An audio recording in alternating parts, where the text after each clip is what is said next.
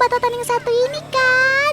Sekilas sih mirip hiu ya, tapi ini adalah ikan sengkaring atau biasa disebut ikan dewa.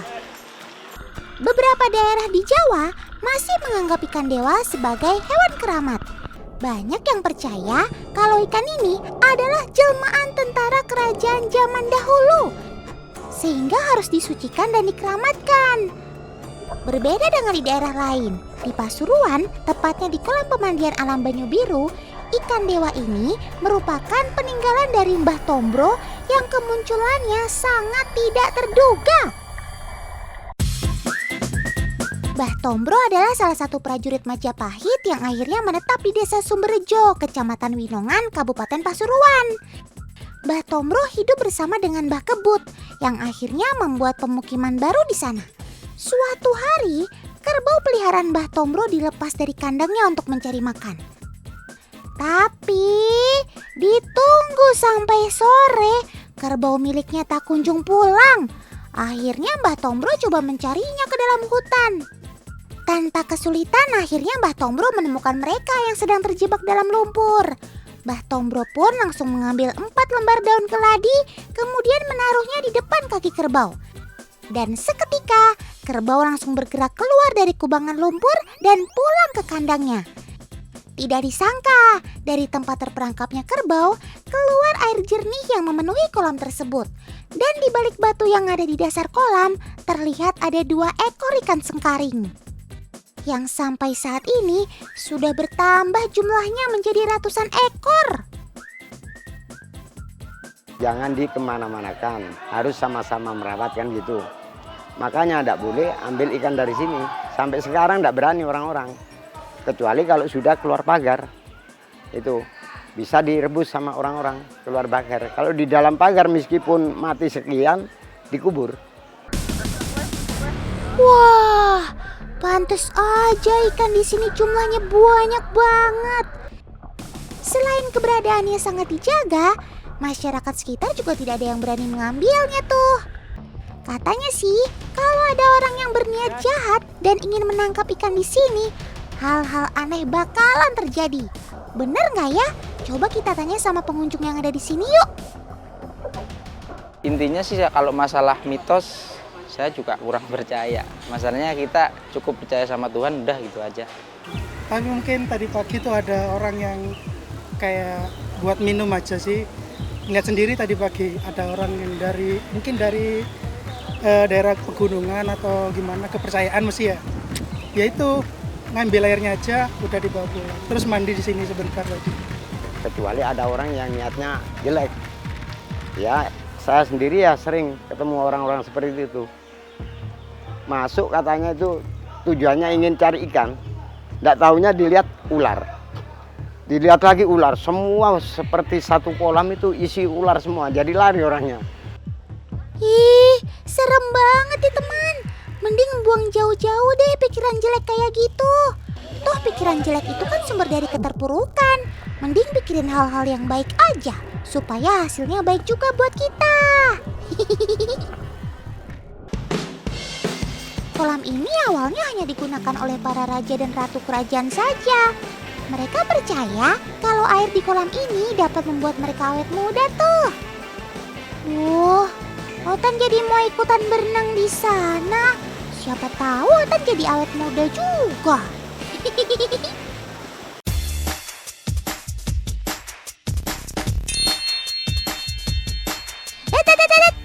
Gak gitu juga konsepnya kak.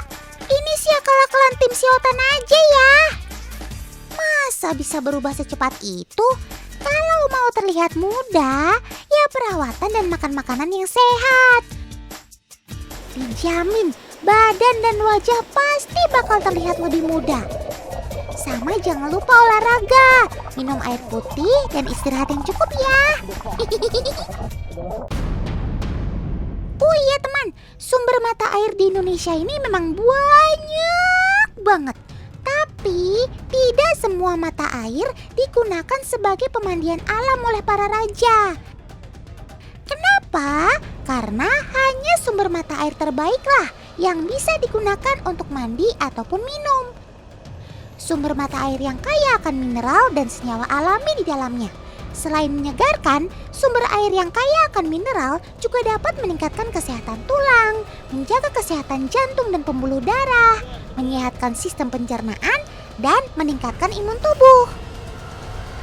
Banyak banget kan manfaatnya? Nggak heran deh kalau banyak yang bilang mandi di sini bisa jadi awet muda atau bisa menyembuhkan segala penyakit.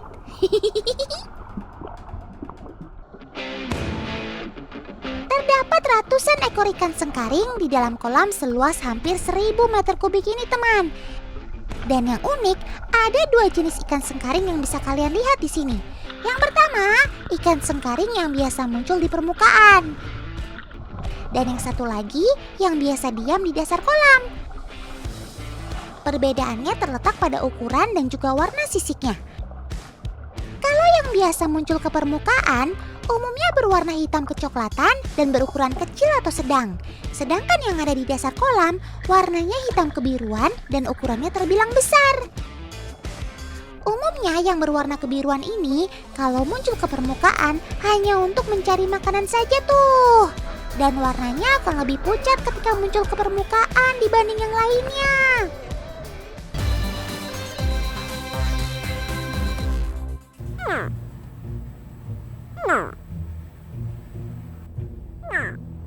Shh, teman di rumah dengar nggak? Kok di tempat begini ada suara misterius? Perasaan Otan jadi nggak enak. Makhluk apa yang bersuara seperti itu?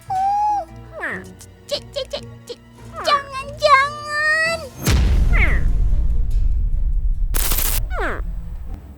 Walah, rupanya itu suara kamu, Sob. Otan baru tahu nih kalau buaya bisa ngomong. Maksudnya bisa bersuara. Anak buaya biasanya hanya akan terdengar bersuara saat menetas keluar dari sarangnya, teman. Tapi rupanya mereka juga mengeluarkan suara saat butuh pertolongan induknya. Di alam liar, induk buaya akan terus menjaga anak-anaknya hingga usia beberapa minggu, teman. Mungkin kamu khawatir ya, Sob, mau diapain sama kakak ini? Tenang. Kakaknya cuma mau kasih tahu ke teman di rumah kayak apa sih suara kamu, Sob. Jangan khawatir ya. Sudah, Kak, kita lepaskan. Takut keburu induknya datang.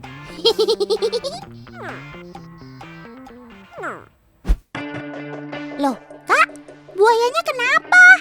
Kok sampai nggak ada ekornya begitu? Jangan-jangan kamu si buaya buntung yang kayak di mitos-mitos itu? Ada sebagian masyarakat yang percaya bagi yang bermimpi bertemu buaya buntung akan mendapatkan rejeki yang melimpah. Mitos buaya buntung dipercaya masyarakat tertentu sebagai makhluk berkekuatan magis yang menjaga suatu wilayah. Makanya, mitos buaya buntung ini jadi dipercaya di beberapa daerah di Indonesia. Tapi kalau Otan sih percayanya kalau buaya ini memiliki kelainan genetis dari lahir, teman. Kondisi ini umum ditemukan di alam liar kok. Tapi Otan kasihan, ekor kan sangat penting bagi seekor buaya. Buaya tanpa ekornya pasti lebih sulit bergerak, teman.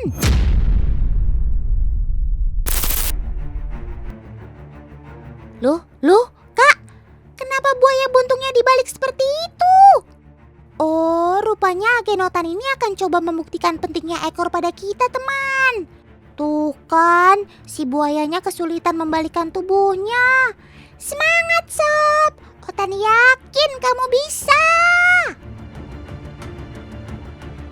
Begitulah, teman. Meski butuh perjuangan, tapi buaya buntungnya masih bisa membalikkan tubuhnya. Sekarang kalian percaya kan betapa kesulitannya buaya tanpa ekornya?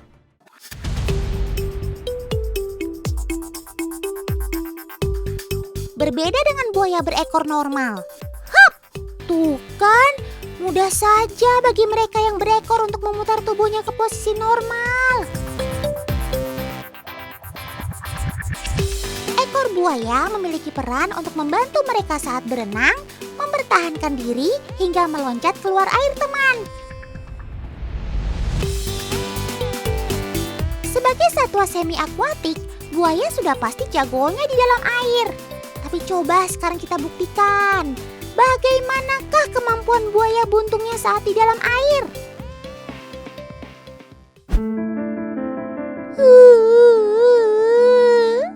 Rupanya kemampuan berenang kamu juga menurun, Sob. Buaya buntung kesulitan berenang tanpa adanya ekor, teman. Ekor itu kan berfungsi sebagai penyeimbang dan untuk menambah kecepatan saat bergerak di dalam air.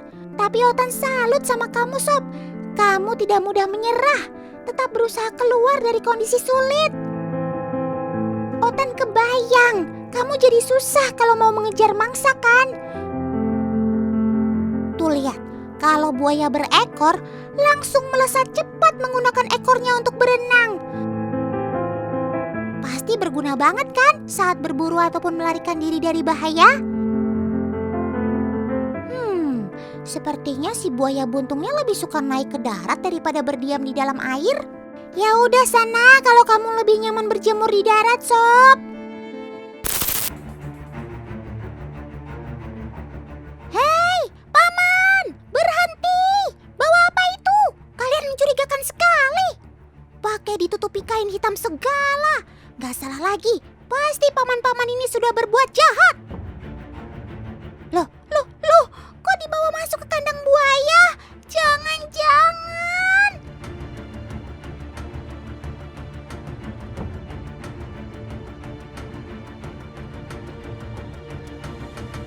Benar dugaan Otan. Jangan bilang sobat Otan habis diculik nih.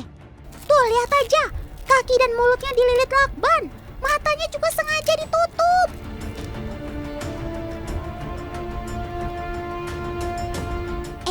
Tapi tunggu deh, ikatan dan penutup matanya dilepas tuh, teman.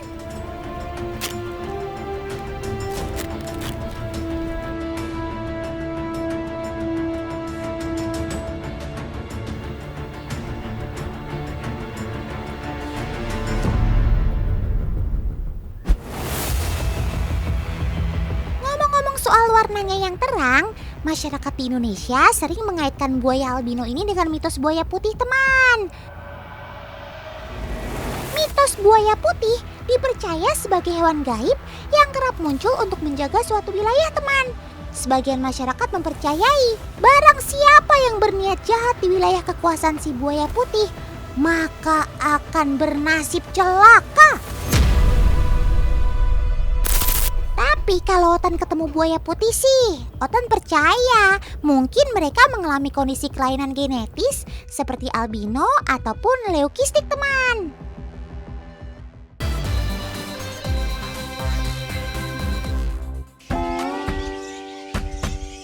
Wah, kelelawarnya banyak banget.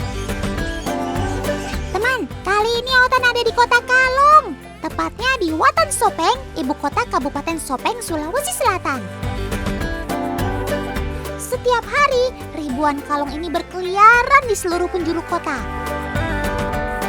Uniknya, kalau diamati, tidak ada buah-buahan yang dimakan si kalong, teman.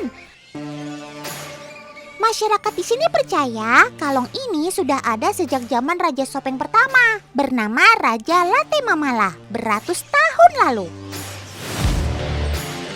Legendanya mengisahkan adanya perjanjian antara kalong ini dengan sang raja. Perjanjian yang pertama, kalong-kalong ini dilarang mengambil dan memakan buah-buahan rakyatnya. Yang kedua, kalau mereka mau tinggal di sini, hanya boleh menempati pohon asam.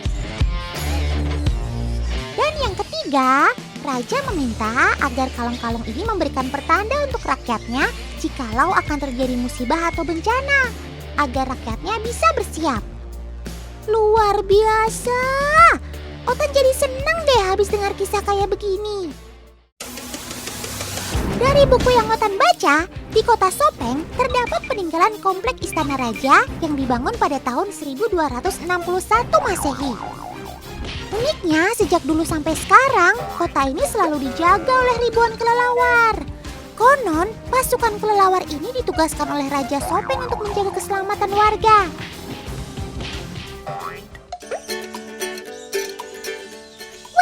Berarti kelelawar Sopeng ini mengemban tugas mulia sama kayak Batman dong. Keren!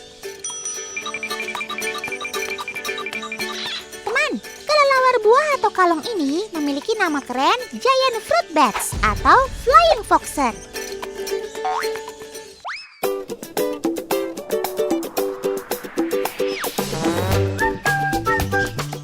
Sobat Otan ini adalah satu-satunya mamalia yang dapat terbang dari ordo Cryoptera. Sesuai dengan namanya, Cryoptera berarti sayap tangan.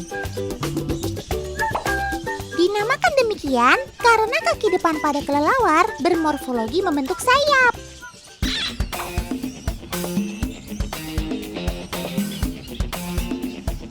Sayap kelelawar ini berbeda dengan sayap burung. Sayap kelelawar terdiri dari lapisan kulit tipis atau patagium. Pada sayap ini terdapat banyak pembuluh darah dan syaraf. Selaput tipis ini diperkuat oleh jari-jari yang menyerupai rangka payung. Bentuk ini lebih mirip dengan jari-jari tangan yang difungsikan untuk terbang.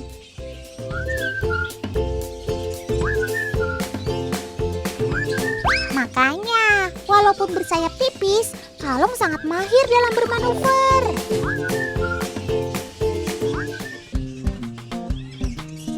Selain untuk terbang, sayap kalong berfungsi untuk menjaga suhu tubuh. Mereka akan menggunakan sayapnya sebagai selimut ketika sedang dingin.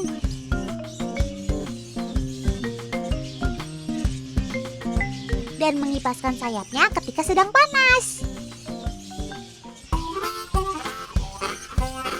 Sobat Otan ini biasa beristirahat dengan menggantungkan diri mereka secara terbalik.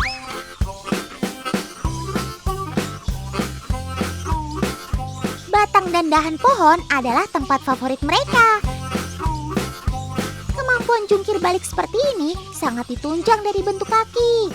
Ditambah lagi dengan kuku tajam pada setiap jari yang mereka miliki.